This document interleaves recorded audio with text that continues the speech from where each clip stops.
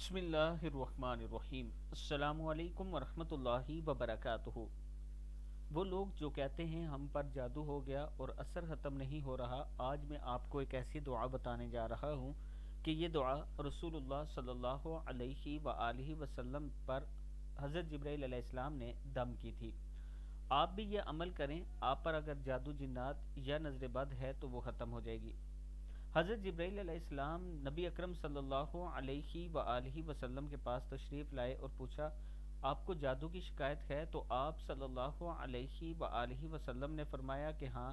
اس پر جبرائیل علیہ السلام نے یہ دعا پڑھی، بسم اللہ ارقیک من کلی شیء یؤذیک من شر کلی نفس او عین او حاسد اللہ یشفیک بسم اللہ ارقیک۔